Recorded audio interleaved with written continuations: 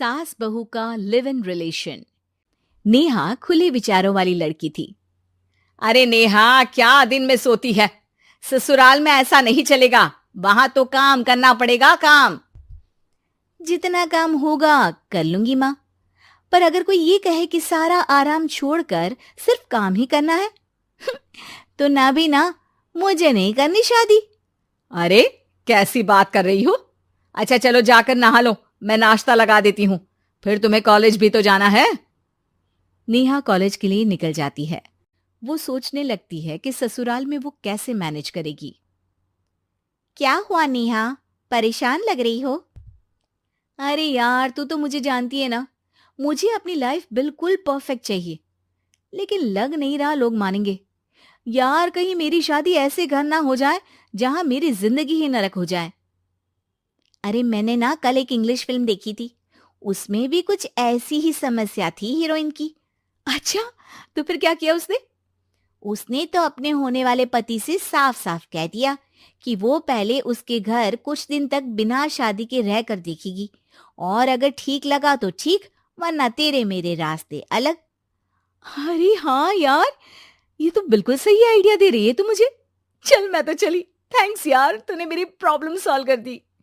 ये बोलकर नेहा खुशी खुशी वहां से निकल जाती है, लेकिन पीछे से उसकी सहेली कहती है, अरे नेहा, नहीं नहीं, कुछ नहीं सुनना मुझे। ये बोलकर वो वहां से चली जाती है। हे भगवान, पूरी बात सुने बिना ही चली गई। अरे वो तो विदेशी फिल्म थी, वहां सब चलता है, लेकिन ये तो भारत है, सभ्यता और संस्कारों वाला देश, जहां शादी से पहले लड़की को ससुराल में नहीं रखा जाता।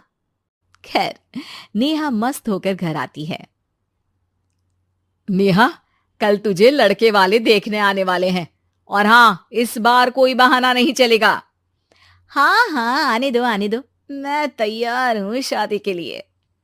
अगले दिन लड़के वाले आते हैं, जहां लड़का कहता है, मुझे अकेले में लड़की से कुछ पूछना है। हाँ हाँ, क्यों नहीं बेटा, जाओ नेहा, घर तो दिखा दो इन्हें। नेहा भी खुश हो जाती है कि उसे मौका मिल गया है लड़के से अपनी शर्त रखने का। देखो, मुझे ना शादी से बहुत डर लगता है, पता नहीं कैसी लड़की आए, तालमेल बना पाए कि नहीं मेरे परिवार से। मैंने कई घरों में रोज का क्लेश होते देखा है। तुमने तो मेरे दिल की बात कर दी। मैं भी यही सोच रही थी कि भाई सास तो अच्छी होनी चाहिए, पति सपोर्ट करे ना करे, रहना तो पूरे दिन सास के साथ है। लेकिन मेरे पास ना इसके लिए एक बहुत अच्छा आइडिया है। अच्छा, कैसा आइडिया? क्यों ना शादी के पहले मैं कुछ दिनों तक तुम्हारे घर आकर रह लूं, तुम लोग मुझे समझ लेना, मैं तुम लोगों को समझ लूंगी। ठीक लगा तो शादी, वरना टाटा बाय बाय। क्यों? लड़के को नेहा की बात में दम लगता है। वो घर के सभी लोगों के सामने नेहा की बात रखता है। अरे पागल हो गई है क्या? ये कैसी शर्त है? अरे शादी से पहले मैं क्यों तुझे किसी और के घर भेजूंगी रहने? अरे लड़की के ख्याल तो 20 साल आगे के हैं, इतनी भी खुले विचारों वाली लड़की नहीं चाहिए हमें। अरे माँ, क्या बुरा और गलत बोल रही है ये? रहना तो हम दोनों का है ना। कल को कोई परेशानी आई तो तुम सब तो ये बोलकर निकल जाओगे कि जिंदगी तुम लोगों को ही निभानी है। तुम लोगों को जो करना है करो, तब क्या करूंगा बताओ? सबके समझाने पर वो लोग मान जाते हैं। वाह, मैं 2-3 दिनों में पैकिंग कर लूंगी, तो आकर मुझे ले जाना। और नेहा पहुंच जाती है विशाल के घर।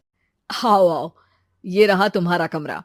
इस घर में तुम एज अ गेस्ट रहो, लेकिन माँ तुम्हें बहू की तरह ही ट्रीट करेंगी, और तुम भी उन्हें सास की तरह ही रखना।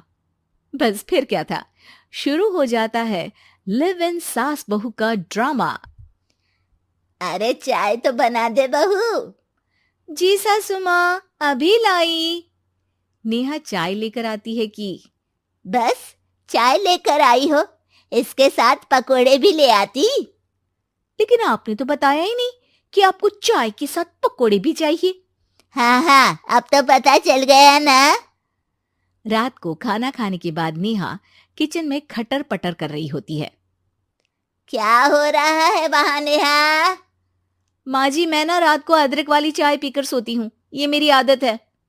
अच्छा, तो जरा मेरे लिए भी बना देना।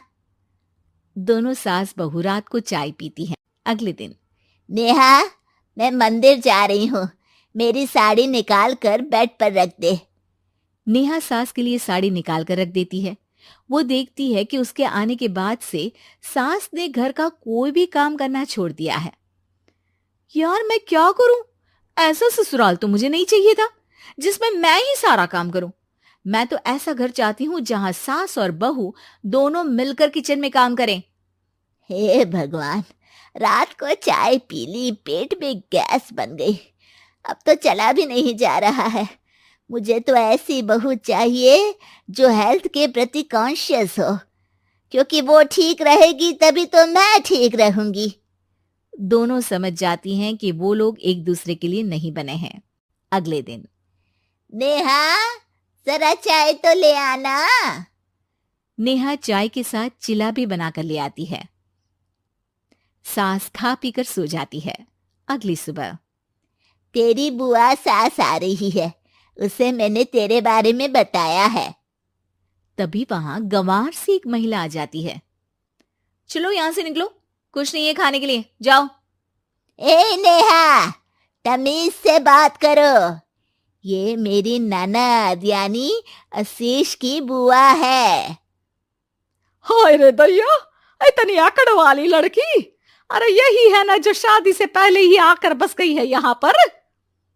बस नहीं गई हूं, बसना है या नहीं ये डिसाइड करने आई थी, लेकिन इन लोगों के रिश्तेदार इतने गंवार हैं तो मैं तो ना कर रही इस घर में शादी। और भाभी, और क्या कमी थी हमारे आशीष में जो आपने ऐसी लड़की की शर्तों को मान लिया? अरे वो तो आशीष के कहने पर मैं झुक गई, वरना ऐसी लड़की को तो मैं घर में घुसने भी ना दूं। ए हेलो, ऐसी लड़की कैसी लड़की? हाँ, बिना समझे बुझे शादी कर लूं? अब तो समझ गई ना कि हम लोग गांव के हैं। भाभी को खाट पर सोना और रिश्तेदारों का गांव से आना जाना तो लगा ही रहना है इस घर में। हाँ हाँ, मैं तो किसी मॉडर्न घर में शादी करूंगी। ये बोलकर नेहा वहां से चली जाती है। अपने घर में आकर नेहा कहती है, ना मां ना, लिव इन में रहकर देख लिया, ये गांव के लोगों का कोई भरोसा नहीं है। खैर, नेहा की शादी एक मॉडर्न घर में हो जाती है, जहां सास कहती हैं, हे नेहा, मैं टेनिस खेलने जा रही हूं, आओ तो जूस बनाकर रखना, और हाँ, वॉलनट्स और ओट्स भी बना लेना। जी माँ। माँ मॉम बोलो डार्लिंग, माँ इज ओल्ड फैशन। बेचारी नेहा सर पर हाथ रख लेती है। हे भगवान, ये सास तो सास ही होती है, गांव की हो या शहर की।